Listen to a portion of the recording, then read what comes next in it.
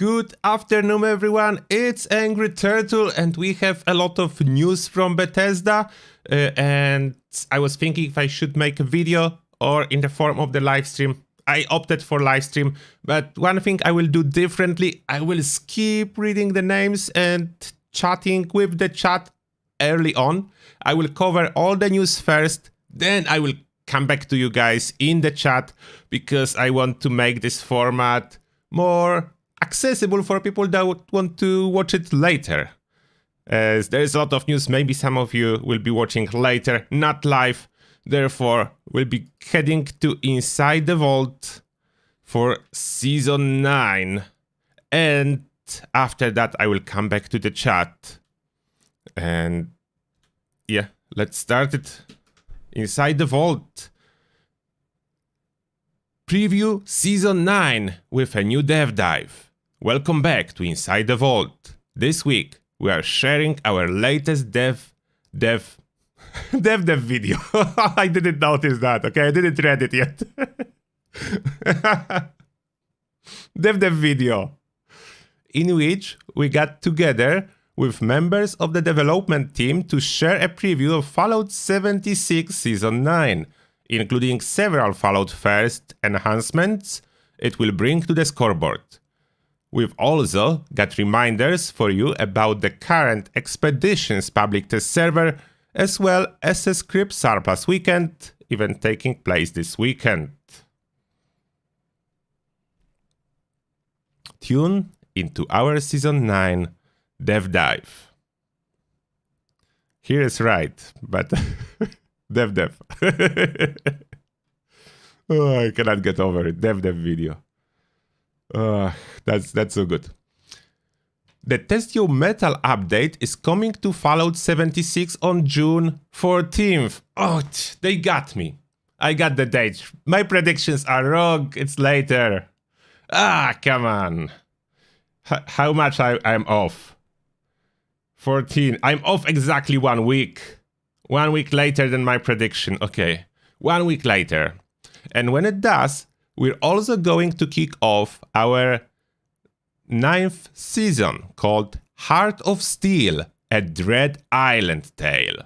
We wanted to share an early look at the new season with you, and so we sat down with Nate Emmott, Don Edgerton, and Jesse McLean from the Fallout 76 development team to chat about what's headed your way on patch day.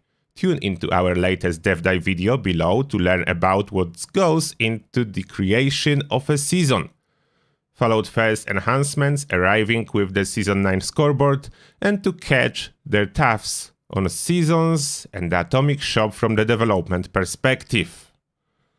Alright, we'll check that. But first let's finish the Inside the Vault.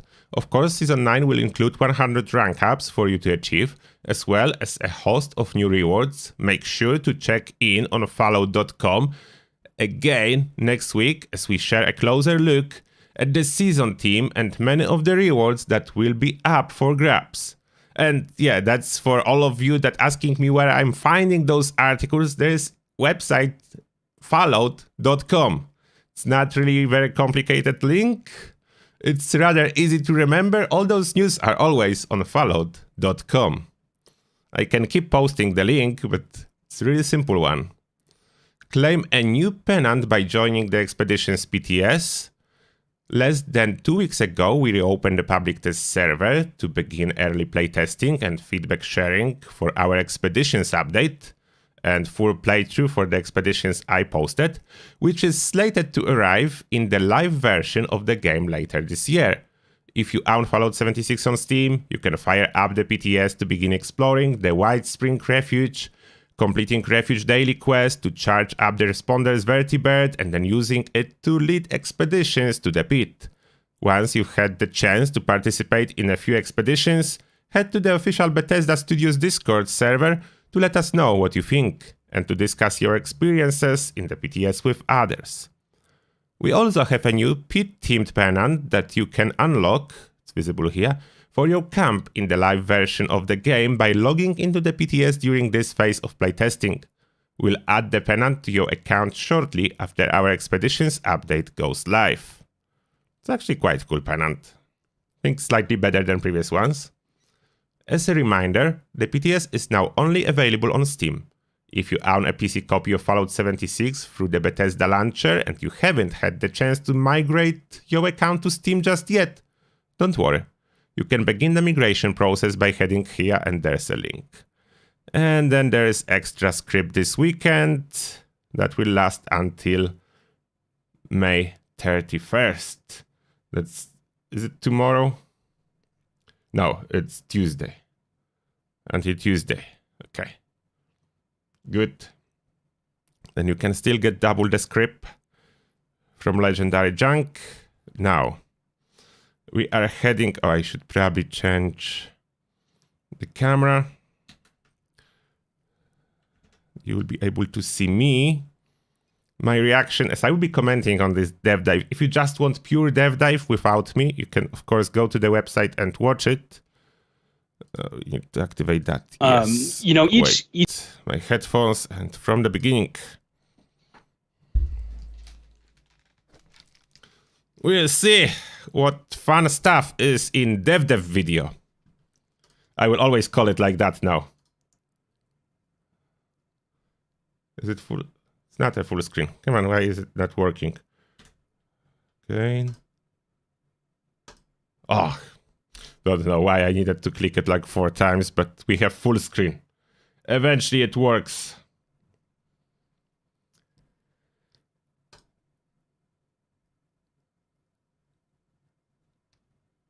Hi, welcome to another Fallout 76 Dev Dive, where we take a closer look at upcoming features and improvements and chat about them with members of the development team. This time, we're going to be talking all about seasons, and specifically our next season, Heart of Steel, A Dread Island Tale. We're also going to focus in on a collection of scoreboard enhancements for Fallout First members. Joining me from the dev team today are Nate, Jesse, and Dawn.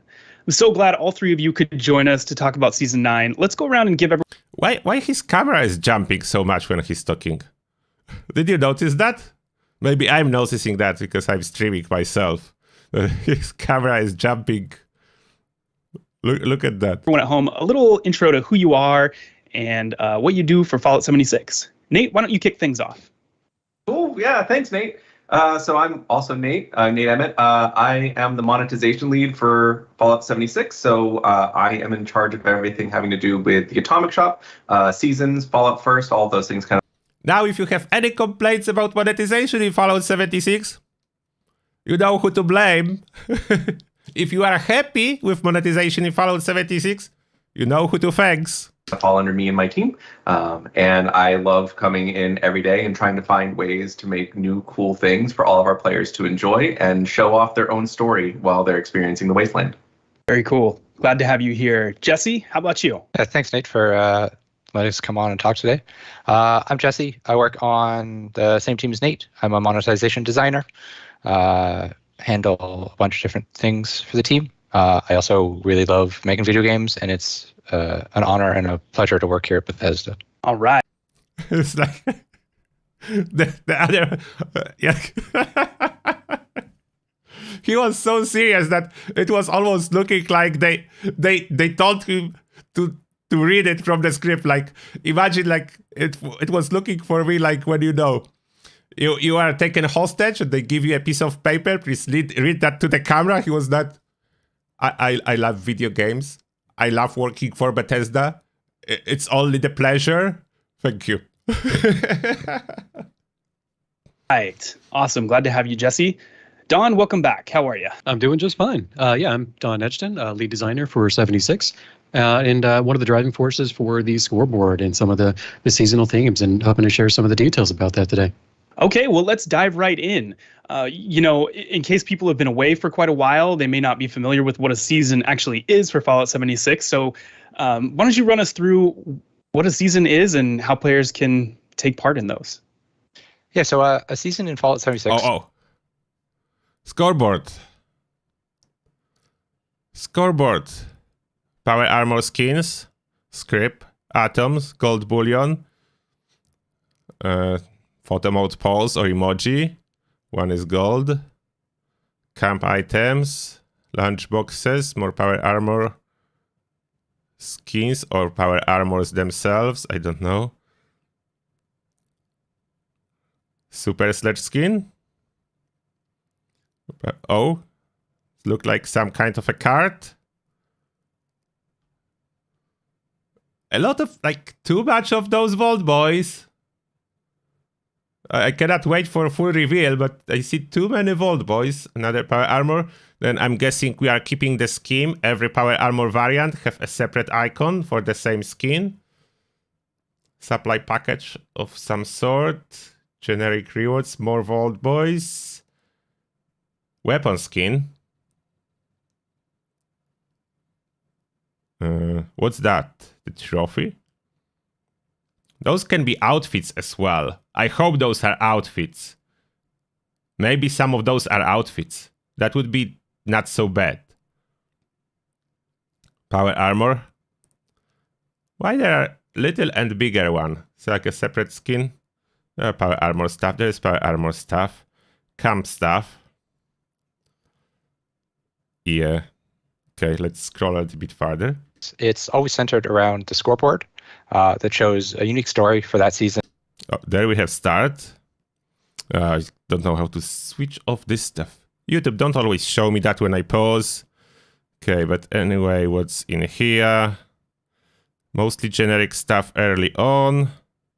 Those trophies, those are new. I don't remember those icons. Oh, are we getting ammo? Or are those fireworks? Reaper kits. The bow skin. Some more per card packs. What is at the end? Power armor. Everyone wants another power armor skin. I mean, I do not complain. I'm using power armor. Some of those skins are really good. But I know how upset non-power armor users are when there is always power armor skin as a final reward. I don't know what that can be. Yeah, there is something at the end. There is something at the end. I don't know what that is. This year, it's Dread Island. The way that players progress through the season is by completing challenges that we have in the game, both daily and weekly challenges. And then completing it all gives you awesome rewards. Awesome. Yeah, definitely a ton of rewards on those scoreboards. You know, each one of our seasons and scoreboards takes us somewhere new. Where are we heading with season 9? What characters are we going to meet? Where are we going? Yeah, as Jesse said, season 9 will take us on a journey to the mysterious Dread Island, where the famous Franklin family has crash landed on the island with their Assaultron bodyguard named Hart. It's based on a book series in World by Robin Zabrinsky, and it's an island full of dangers, both from the inhabitants and the island itself. It's a little more serious in tone than some of our previous seasons, and we hope people really enjoy it as much as we've loved making it. So, I actually like all those stories, those holotapes that they attach to the scoreboard. Sometimes even more than the rewards themselves. They are really cool drawings. The background of the scoreboard is always really good. Plus, there is story. Since they added those like radio plays, holotapes, however you called it, since they added that, it's so good. Like, I like the background for that. I just wish the rewards would be like step up a notch, a little bit, just a notch. Dread Island, that's somewhere we haven't quite been with a season before. Don, how do we decide on a season theme and scoreboard art and everything that comes with it? The creation process for every board has been different, but we always start with the same key objective. Make sure that every board we make is somebody's favorite.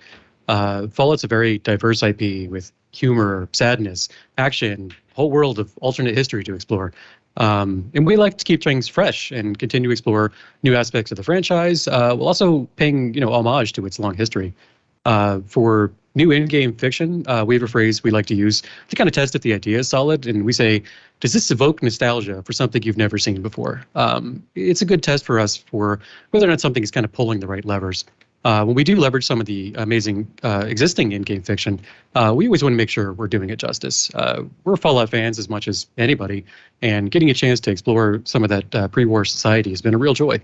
We create a lot for these characters and these locations and everything sort of behind the scenes. How can players go about learning more about them in the game or beyond the game?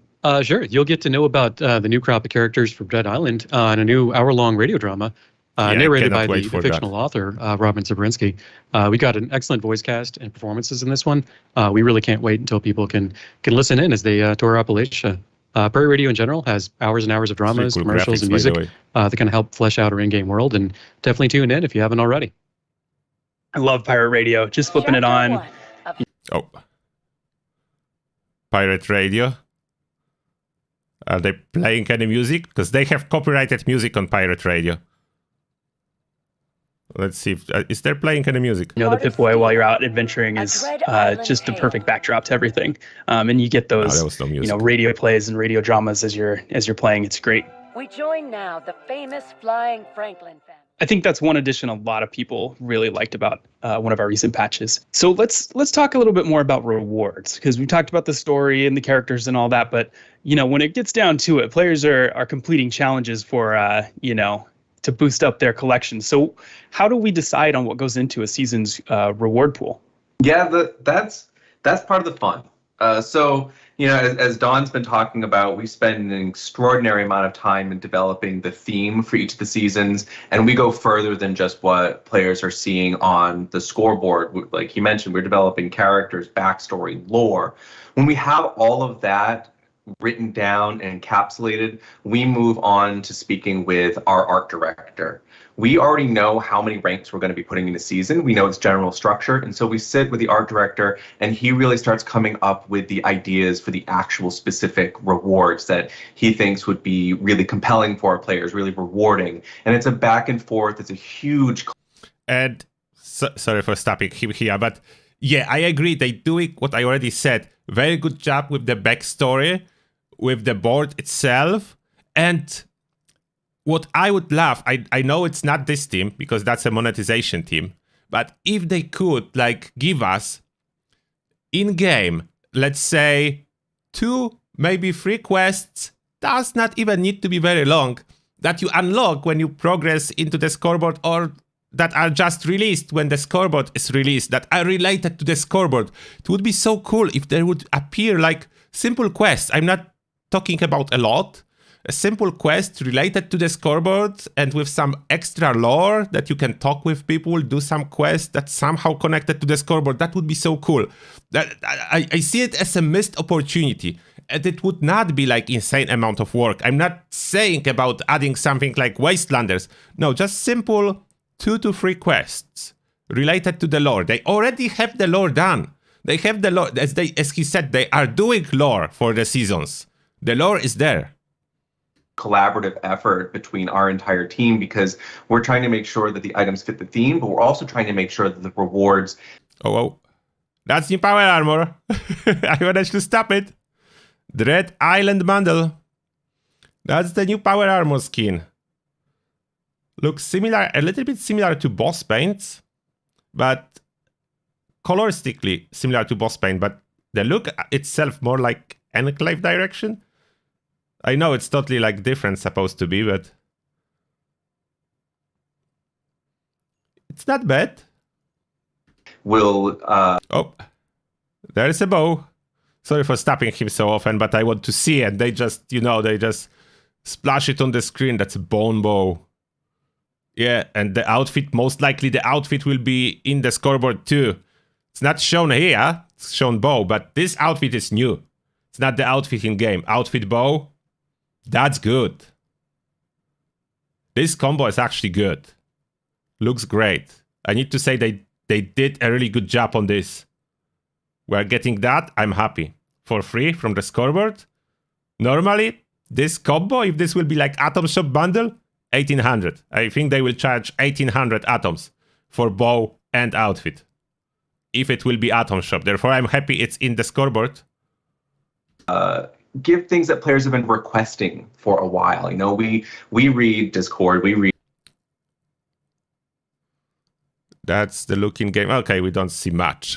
The Reddit, we listen to our players, and players are oftentimes asking for, hey, wouldn't it be cool if we had X? And we will always go back to those wells and be like, hey, maybe we should bring X into this season. How can we integrate it? Does it fit the theme? Is it the right thing to put in? And I know a lot of you will have complaints here that they actually do not listen, but I think they do listen. They do add a lot that we request, just not everything. And I don't know if it's like limited by general idea for Fallout, what they have, like borders that the main team is putting on them, what they can and cannot add, or they just have no human resources to add as much stuff as we would like to see. I know some of the stuff they are adding was requested for sure. Then they do listen, but we want them to listen more. We always want them to listen more, but the point is they do listen. The other question is, do they listen enough? That's a totally different topic. So it's this massive discussion, collaboration, and really, really exciting time to come up with some amazing ideas to make sure that our players are getting the best rewards for each of the seasons. Awesome. Yeah, it definitely sounds like a ton goes into it. I know you mentioned our art director, John Rush. Oh, that's the card. That's actually the drawing, but it was on the scoreboard. That's the card. It's looking like it will be a cooking station, or maybe it will be doing something totally new. What's your bet, guys? Is it just a cooking station? Or will we be able to, like, make food last longer? Will it be something like pickled food, canned food from here? There's some cans, but it doesn't look like a canning machine. It's not a freezer. I don't know. Maybe it's just a cooking station. Maybe it does more. I would love it to do more. So we need non-perishable food, but not sure if that's it. He gets excited about a lot of things as they're in progress, and it's always great to see some of the art as it's coming together.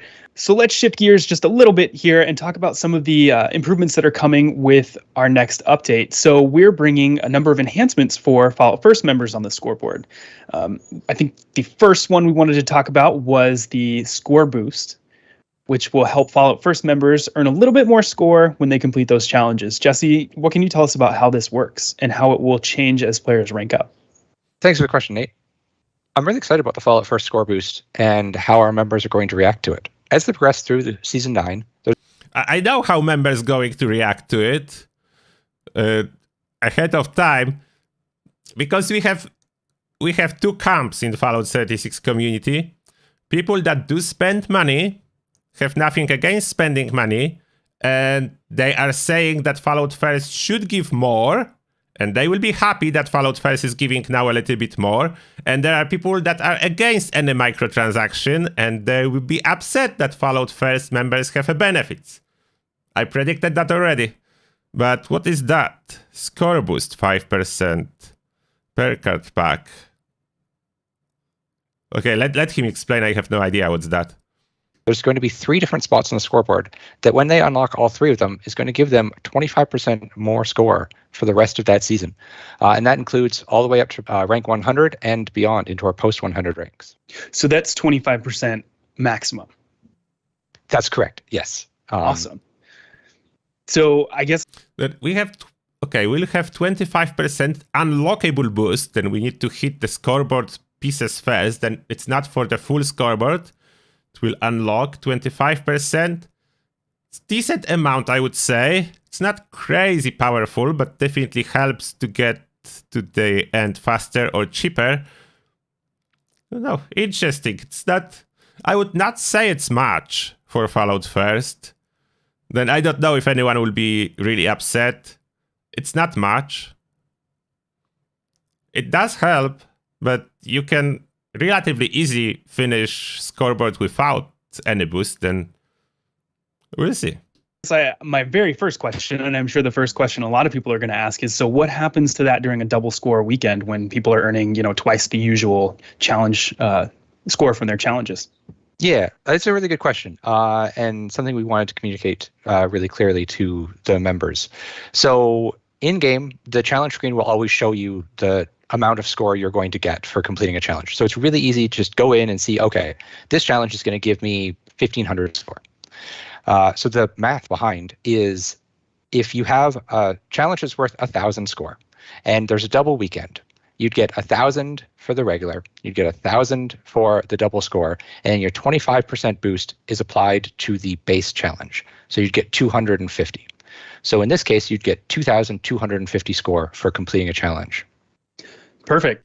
Okay, then it's pretty clear now they don't want any multiplicative bonuses. Like in other bonuses in game, it's additive. Therefore, it's 25% additive boost. Then if it will be double, then it will be total of 125%. It will not multiply. Okay, that's clear. Then it makes it even less powerful. That's, I just want to compliment you on doing some math, podcast math, radio math. The risk of getting it wrong is high, but I think it checks out. I was told there would be no math, but I was right. You were wrong. This is all about math now. Our second enhancement we're bringing is some Fallout First specific challenges. What can you tell us about how Fallout First members will experience those? Yeah, so Fallout First challenges are going to be represented in the challenge menu with... Oh, that's more powerful. Specific challenges for Fallout First. Oh, that boosts Fallout First bonus even more. People will not be happy about those, for sure. Fallout First have a special one. Oh, but wait a second. Kill a creature while intoxicated by lead champagne. Okay, if those will be challenges like that, then that doesn't matter. You know how hard it is to craft this lead champagne? And then you need to craft it just to get 300 score. If it's a sample, and if this will be like that, then I will not even bother. It's harder than normal daily challenges. Okay, let's see. The Fallout First icon. Players who have an active Fallout First membership will be able to complete these extra challenges. They're going to help you progress through the season faster, and they can be either daily or weekly challenges. And you're just going to have to check in the game to see what's active during the season. So they can be daily or weekly. Is there anything that's unique about these? Are they different from the other challenges that are already in the game? These challenges are going to be very similar. Sorry, I couldn't resist. I was looking at this footage and I need to comment. They have no idea how the weapons work in Fallout. Like, I know they are Atom Shop and monetization team, but please, like, basic knowledge how the weapon works. He's using Gauss rifle without charging it. Spamming the Gauss rifle. Are they not aware that they nerfed the Gauss rifle to do basically 0 damage without charge? All those kills will be one shot if he would charge the Gauss rifle. I couldn't resist to say it. 2 existing challenges. We're going to rotate in what a Fallout First member can do every day or week. And you're just going to have to check in game each day to see what the Fallout First challenge is. So next up, we're adding even more Fallout First rewards to the scoreboard. We've had a few here and there on scoreboards in the past, but we're going to be bringing additional ones to Season 9. So what can players expect to unlock, and how did you decide on which rewards we're bringing to Fallout First members? Oh, there will be more Fallout First rewards? Okay, that's more significant. Curious what kind of rewards?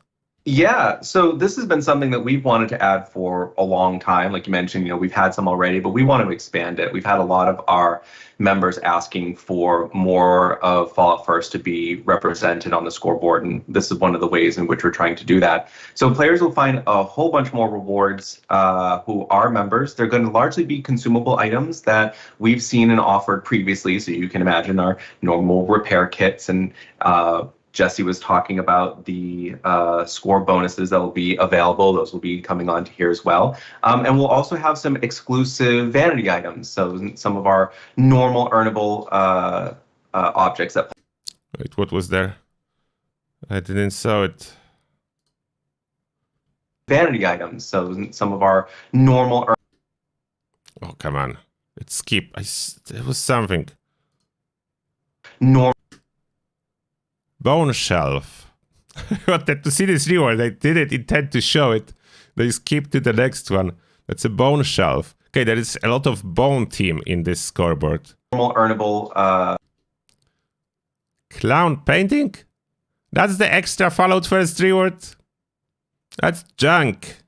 Unless someone is into clown paintings, creepy clown painting. I don't like paintings. Okay, that's like nothing. Objects that players have already been experiencing. There'll be a couple as well that. And yeah, those are icons. Vault Boy is icon. Campfire icon. That's nothing again. Will be available for Fallout First members. Derby game and perk card pack for Fallout First.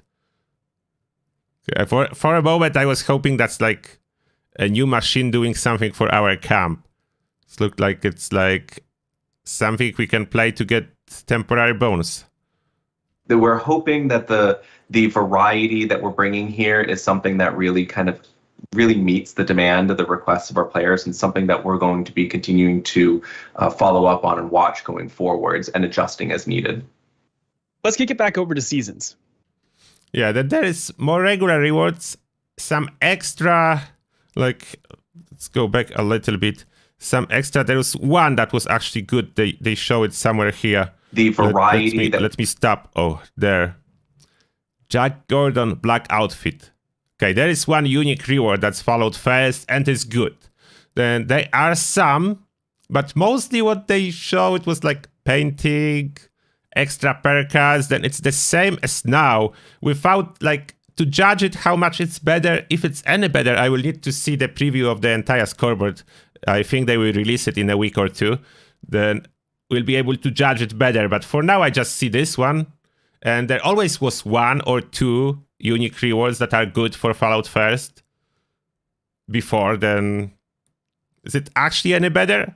I don't know. He was talking a lot about how it is better now. I just don't see it. The one improvement I see, they made it on the one claim. Then you will not have the situation when you forget to claim the Fallout First reward. Like, I almost missed some in the recent scoreboard. The icons were so small that I didn't even notice I had unclaimed ones. I spent 5 minutes to look carefully if I didn't miss any. Okay, now we carry on. What we're bringing here is something that really meets the demand of the requests of our players, and something that we're going to be continuing to follow up on and watch going forwards and adjusting as needed. Let's kick it back over to seasons.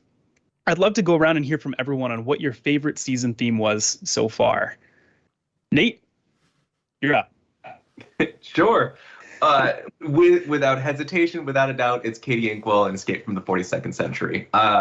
We mentioned before about the entire visualization process, building the theme for each season, building the character histories. And when Dawn came to our group with the dolphins, I mean, it was just one of those moments of, yes, this, absolutely. And in addition to that, he had one of his designers on his team building out the dolphin posters, like the Nuka Girl, but in dolphin form. I mean, it was just instantly fell in love, so much so that the moment I got a digital copy of that, I set it up as my avatar for Slack in our in-work Slack. Like, that is my avatar. I love the creativity, the hystericalness, but also this very serious and pulpy nature of the entire Katie Inkwell story, but especially the 42nd Century. Hands down, my favorite. If they fall in love with dolphins, they need to try turtles next. Guarantee it will be better. That is a good one. I think some of those dolphin gear even spawned a couple of articles from news sites. Dawn, how about you? Yeah, I think A Better Life Underground, featuring a disturbingly large amount of Vault Boys, is a personal favorite. We had asked ourselves when we started that, how many Vault Boys can we possibly fit on one square?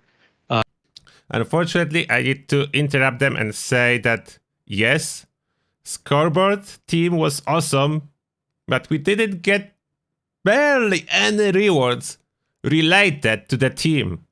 It was kind of disappointing, like, why rewards were totally different. Do you remember on this scoreboard, the Rust reward, I think it was here, the building set for like Mistress of Mystery? Suddenly building set for Mistress of Mystery when the team is Voltec, Life Underground. I was like, what's going on? The answer was a whole lot. I think the accompanying soap opera sponsored by Abraxo is also one of the easily one of the most ridiculous things I've ever done in my career. It was a real joy making something that was just kind of over the top and really just very, very Fallout. Definitely. I remember when that scoreboard art was first in the game, and I just spent longer than I'd like to admit just looking around at what all the different Vault Boys and Vault Girls were doing. So Yeah, much we in wanted there. one joke per inch was the mantra. Oh, nice. I like it. Jesse, how about yourself? You got a favorite season? I'm a big superhero fan, so anything with the Unstoppables was definitely going to be high up on my list. I also really liked the superhero sidekick outfits from that season. I thought those were really fun. I will say, however, that my favorite season is one we haven't talked about yet, so you'll have to keep looking for that one.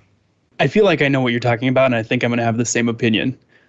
But, for myself, the Captain Cosmos and Dr. Zorbo rivalry has been amazing. I just love the connection between season 1 and I believe it was season 7, and Dr. Zorbo being humiliated and trying to get his revenge was just perfect. I loved it. So how about community feedback? How does that play into how we develop seasons? Community feedback is everything. It really, really is, because that is how we find out what all of our players want to see in everything that we're developing. Or we're constantly reading what's being posted.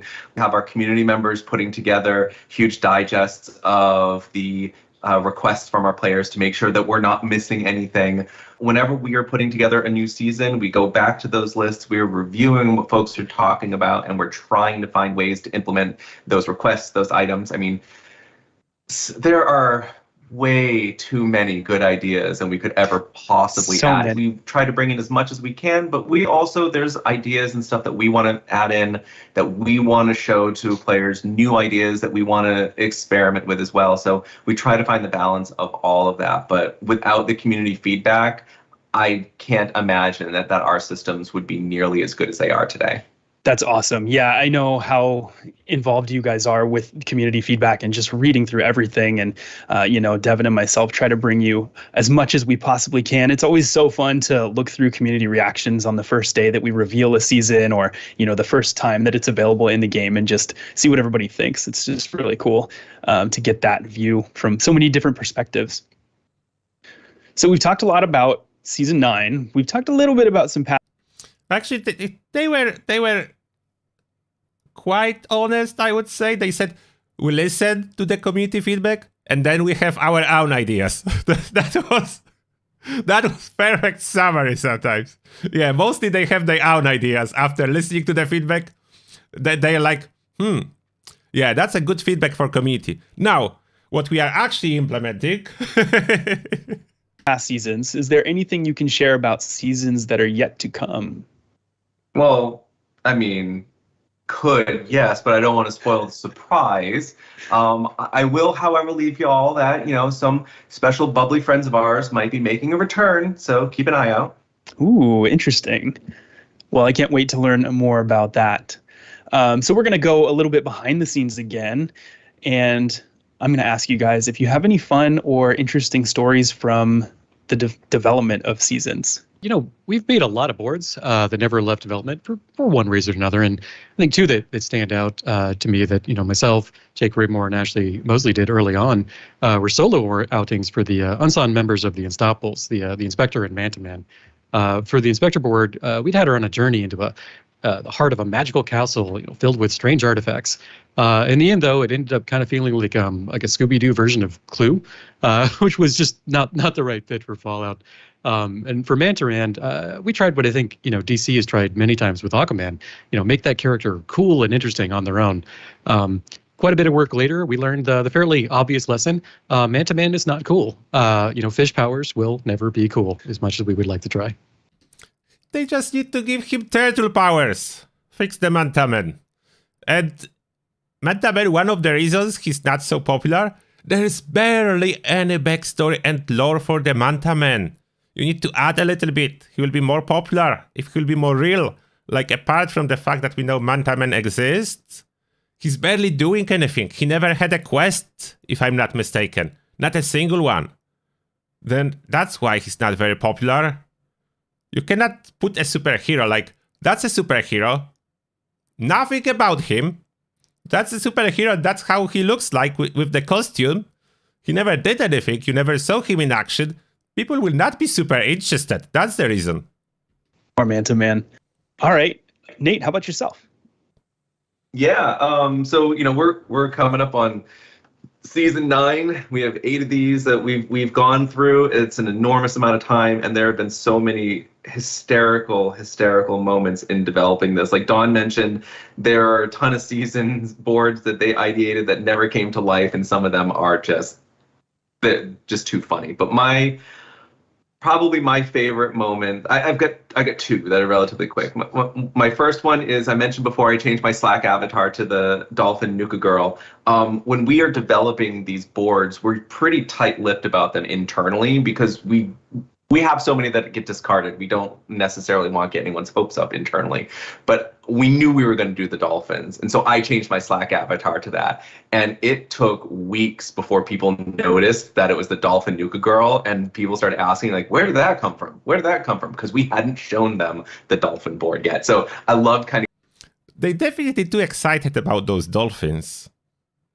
Are they secretly fans of Hitchhiker's Guide to the Galaxy? I think that must be the case, because there's like no reason to be so excited about dolphins.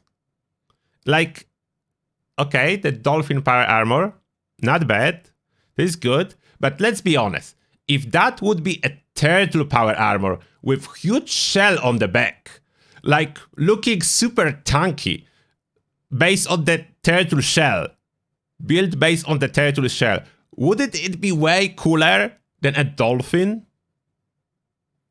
It would be, I'm totally not biased because I'm Angry Turtle, but it would be cooler. And they have this real excitement about dolphins for some reason. And creating this internal anticipation for it until we actually showed it to the whole team. They're like, oh, that makes more sense.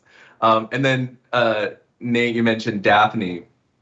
Daphne was hysterical to develop because she is so well written. She's so well voice acted, but there were so many hysterical moments with her character just disappearing and not coming back when she was trying to change her clothes, or just wandering off randomly in our internal play tests, that it became very much a moment of, where did she disappear? Like, where is this magic girl? She was a lot of fun to develop, and I'm really glad that people took to her so well, because she's one of my favorite items we've ever introduced. Yes, lots of love for Daphne in the community. So cool to hear those behind the scenes stories and how you tease the rest of everyone else with your Slack icons, Nate. Jesse, how about you? Do you have any favorite moments from developing a season? The thing I love about seasons development the most is just how big of a feature it is. It touches the whole game. So you get to meet with all different groups. It's a real sense of teamwork and accomplishment when you actually wrap a season and ship it. It's a huge relief when all that work is done. I also love the special one-off utility items, like the horse racing game or the West Virginia slot machine, because they're so unique. It does increase intelligence by 2, as you said. New item for farming the score from the scoreboard. We get that, and we farm scoreboard faster. They're not like our other assets, so each one is almost developed as its own little mini feature. So it's really fun to see those come together and all the work that goes into them. Those are really cool. Someday somebody's going to have their very own arcade after 20 seasons or something like that. We'll see something really cool where you can just go in and play a bunch of those games. It sounds like a good community challenge. All right. Well, since we have you guys here from the Atomic Shop, what's it like working on the shop? For me, I love it. I mean, I wouldn't be doing it if I didn't love it, but I love the opportunity to... My big thought is I love giving players the option to tell their story in their way, right? Role players are a massive part of not just the Fallout game experience, but just all Bethesda games. We create these astonishing worlds that let players just sink into and create their own stories, live totally different lives. And for me, I like the Atomic Shop as a way to empower those players, give our players more tools to tell their story, more tools to build their worlds, more tools to make their characters living entities that now other players for the first time get to meet and story with and play with. And I just simply love that, having that opportunity to give that to our players. I'm pretty sure the Atomic Shop stuff is actually to look cooler and different than others. and not as much about role-playing. Some items occasionally maybe, but is it really Atom Shop empowering roleplay? That's a little bit of a stretch in my books. That's definitely true. And, we definitely see different groups of people who have different tastes as well. I always like to consider the people who like the realistic items versus kind of some of our more wacky and goofy things as two opposing factions where, you have on one hand the people who love the realistic stuff and demand more of it. And then when we do some of those, then you get the other crowd who comes out and says, we want more goofy stuff. We want more crazy stuff. Keep putting that stuff in the shop. So it's always fun to see where that balance winds up. Correct me if I'm wrong, but because of sometimes, the smaller scale of you're working on, like, let's say one item in particular. And we don't necessarily want the goofy stuff. What I want personally, is dark humor and pre-war, related to pre-war corporate America advertisement type stuff. Nuka-Cola, teddy bears, and all that comes with it, all that we see on pre-war advertisement in Fallout universe. This stuff to Atom Shop, it doesn't necessarily mean goofy. It just, like, they put a background, how the pre-war America was looking like in Fallout universe, that is not like actual one, but different, alternative story. That's why so many posters and so many advertisements in good old style.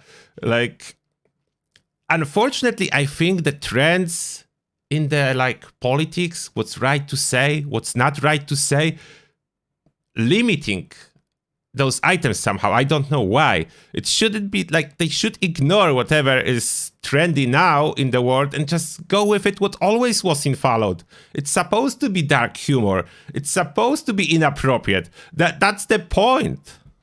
You may be able to have more room to address some community feedback without affecting too much else in the game. I think one thing that comes to mind, for example, is, an item that we put out that has that can be placed on the ground in your camp. Like if players are asking hey, we'd love to have this sink in and match the terrain a little bit better. I think we've done that several times. And I think that might be a good example of the flexibility that you guys have when it comes to some of what your work is. Yeah, absolutely. It's flexibility and it's risk, right? When we want to make sure that we are not breaking the game for other players, but the item, to your example, getting an item to actually sink a little bit better or stand a little bit flatter on the terrain doesn't touch a quest, and we like to keep it that. Cool. Well, I guess as we sort of wrap up here, is there anything else that you would love for players to know about your team or about the Atomic Shop? I think the only thing that I would bring up is I hope that my passion for building items for the Atomic Shop, for building these systems, for seeing the success of seasons and Fallout First go forwards, I hope that passion comes through, and I hope that our players recognize that the members of the Atomic Shop team are just as passionate, that we're all super excited to deliver this content, to make these items, to give players these opportunities, and that we, like I said, we listen to the community. We want to know what you want to see. Let us know. Tell us. We can't promise we'll get it there, but it helps us determine what is important and what we're actually bringing out. So from time to time in the community, we see players sort of bring up the question of, how come the Atomic Shop gets updated as frequently as it does? And I just wanted to see if you guys are able to speak to that a little bit and maybe some of the challenges you guys face in doing so. Yeah, happy to. Why does it happen like that? I mean, it's simply because we're a different team. Yeah, that's just confirmation what we already know, but some people still have a question about it. They just confirm it. Monetization team, Atom Shop team, and game development team. Two totally different teams. They're not the same team. They work on different stuff. Atom Shop team does not work on content. Therefore, progression of Atom Shop and progression of content, not related. They work separately. Then just answers this. This interview is with monetization team. Then we are talking about monetization. Atomic Shop team is a smaller part of the whole that creates Fallout 76 and updates it and develops the amazing content that we're able to deliver to players. And that gives us a bit more flexibility, right? We're smaller, we have less risk in what we're doing. We're adding items into the game. We're not building quests, thankfully. And that gives us just way more flexibility to address those specific issues. What is that? I didn't saw this icon. That's the bundle we did get, but it's a different picture. Is it? It's probably what they planned to do and they change it. Pretty sure it's a different picture that we actually get. That get brought up by players. Also, we release content, the store updates every week. And in order to make sure that the store is updating every week, we have to make sure that we're putting in content in every patch. Since we're adding content in every patch, that gives us a much, quicker turnaround time on getting our fixes in. The main development team is usually so busy building the huge systems like Expeditions, the Pit, or daily ops. They don't have the same flexibility that we do to update each patch and update our items more quickly. So it's this interesting balance between us having a more aggressive timeline, but also that giving us a little bit more opportunity to fix the issues that we find or are reported by the community that we might have missed. And we also just want to make sure that when players are spending hard-earned money on buying items from the Atomic Shop, we do want to make sure that those items, are worth the money that they're spending. All right, well, that just about does it for this Dev Dive. Jesse, Don, Nate, thank you so much for coming on the show. I really appreciate that you were able to set aside a chunk of time to be The part where they say worth the money, that's, I would say, quite often questionable, but okay, let him say that. here. Any closing thoughts for everyone before we say goodbye? Yeah, I wanted to say thanks for the invite. It was fun being on the show. I can't wait to see how all the players react to Season 9 and the Fallout First enhancements that we've made. I'll definitely be checking the subreddit and Discord after the title launches. Thanks for having us on. Thanks for giving us an opportunity to come out here and talk about what we've got coming with the seasons. And I just want us to say a special thanks to all of our players for giving us the opportunity to keep building awesome things every day. I hope that we're doing it for a very long time. So thanks. Yeah, it's so much fun watching all the players, engaging in the various seasons. We love seeing how they land, reading through the feedback, and hearing about people's, individual journeys through the end of the scoreboard. Very cool, guys. Well, thanks again for coming on. And of course, I have to say thank you to everyone who joined us today to tune in for a preview of Season 9 and our Fallout First enhancements, and to hear from the dev team. Season 9 is coming with the Test Your Metal update on June 14th, which also features 3 permanent new public events that you'll be able to sink your teeth into. And you can learn more about them by visiting our articles on Fallout.com. We'll see you on Patch Day. See you. All right. We get over it in full. Now we can go to the chat. Then, hello everyone who joined. No, I will not be reading the names. But let's see what you have to say about all those updates. And yes, for those of you that asking about the pit, it was interview with Atom Shop team, with the monetization team, not the development team. And the pit is coming in September. Then you have time for that. We already know that. September. Then we know that already. No need to ask the question to developers. I can answer it. Rip dog meat. The problem is the dog meat is not in this timeline. The dog meat is like hundreds years later. There is actually a lot of people that do care about the scoreboard, Mr. Nuke. It's not true that no one cares about the scoreboard.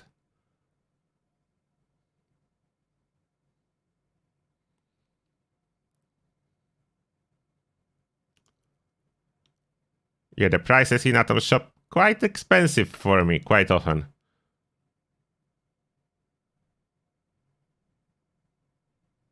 And I agree, they should add more items permanently in Atom Shop, or at least like add additional tab in Atom Shop, like not currently featured out items, that old items or something. Like, why we cannot access older items?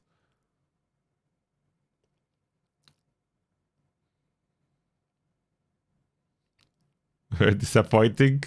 Well, I don't know what you expect to see to hear from the monetization team. I would not say I was surprised with what they had to say. But the best was introduction. Like I like the hostage statement. I like video games. I love Bethesda. That was so good. Do you want to see it again? Wait, I need to hear it again. Where was it? Let me find it. Let's go one more time. The hostage statement. That was hilarious. Which guy was it? Was it this guy? Wait. On top today. Let me change the camera one more time. Hostage statement. Was it this one? I'm Jesse. I work on the same team as Nate. I'm a monetization designer. Handle a bunch of different things for the team. I also really love making video games, and it's an honor and a pleasure to work here at Bethesda. All right. Yeah, that was that. It's an honor, Eric. I love it. You were able to hear it. You were able to see it on his face and hear it in his voice. how engaged he was into it. Yeah, the hostage statement. Yeah, he got me with that. Don't ask what they're fixing. We are talking today about monetization.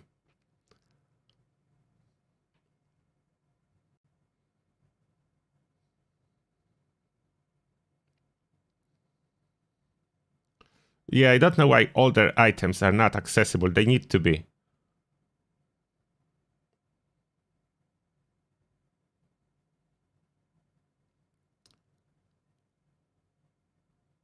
Did you miss a lot by not finishing the scoreboard? That depends what you want.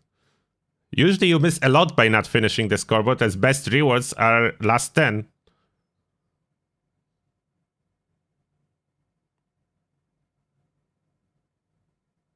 Free the yeah, hashtag free the hostage. His eyes are everywhere. Yeah, exactly. I couldn't resist to see like this hostage statement, like gun to his head, piece of paper in front. Read that to the camera, please.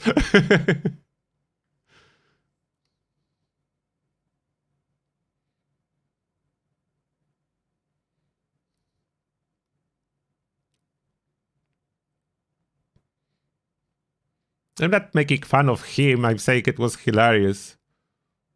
He's probably the wholesome dude. Just this initial statement.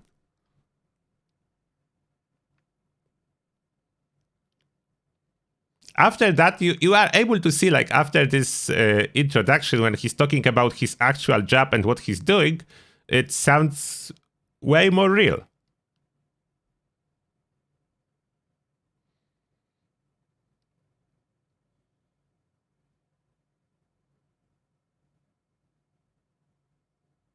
Oh, I don't know exactly. That's a good question about Fallout First. If you don't have Fallout First, you progress on the scoreboard. Will you be able to claim those extra rewards when you buy Fallout First? So far you were able to, but they were separate. Now they connected. Yeah, good find, Lord. I have no answer. Maybe you will need to have Fallout First before you claim? Although that will be weird to change it on Season 9. I don't know, we'll see.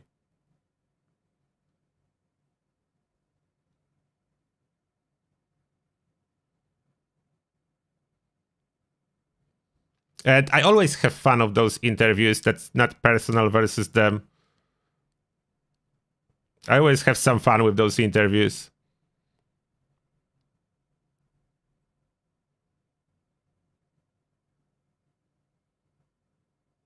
Yeah, I know, Bethesda is a company that wants to make money. We know that.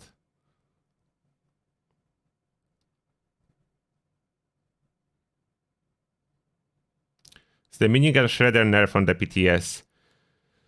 It is for sure nerf a little bit as it drains AP in the power armor now.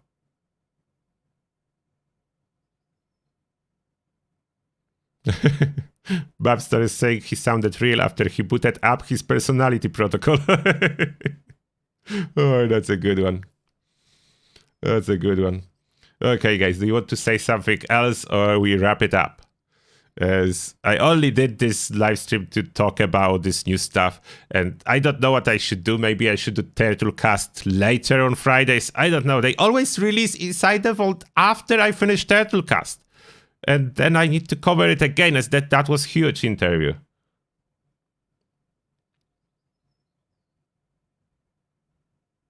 Yeah, I'm afraid they may try to force you to have followed first before claiming rewards.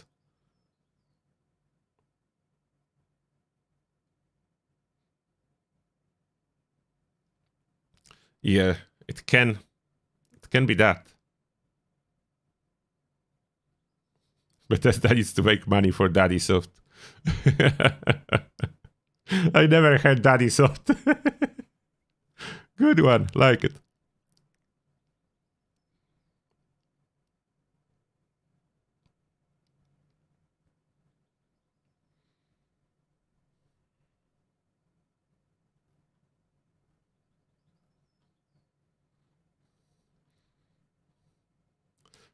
Oh, and one thing about me having fun. They are appearing online. Then I have fun of some things they say. And to be fair, people have fun of me as I appear online. And I do realize that I'm not upset about it. So you can sometimes notice there is one person that using my edited footage as his avatar in the chat quite often. I do not ban him, because I know that as I am a public person doing those live streams, some people will have fun of me, and I'm fine with that, as I have fun with other people. I try to keep my borders, though. I don't go overboard, and I don't want to insult anyone, as I don't feel that's fair, but I definitely will have fun, and will poke fun on all what's going on, especially official interviews and stuff. I hope you are okay with that, but if you are not, then nothing I can do. Plus, I like dark humor, then that's even more offensive. I just don't share it here, so I know how YouTube is.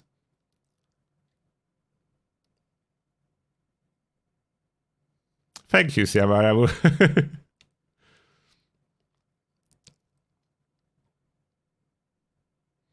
When I will continue my low-level character?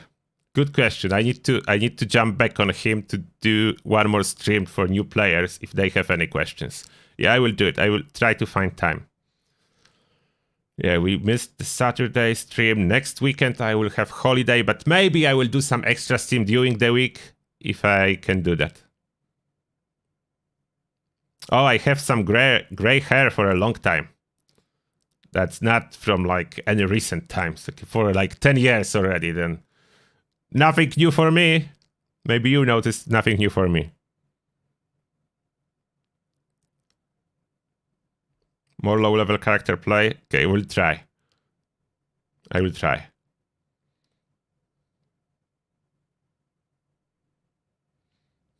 Ursula piecing the daddy correct. No, the daddy doesn't fit to everything. Sometimes makes sense. Trying to push it everywhere, not necessary. Okay, I think I will wrap it up here. Thank you for almost 100 likes. I don't know if those are for me or development team. Hope for development team, as usually Turtlecast have more than maybe that's for development team. Anyway, thanks a lot for tuning in, and I will be signing out now. I wish you all a good day or good night if you are on the other side of the globe. And Turtle is out. See you in the next one. Bye.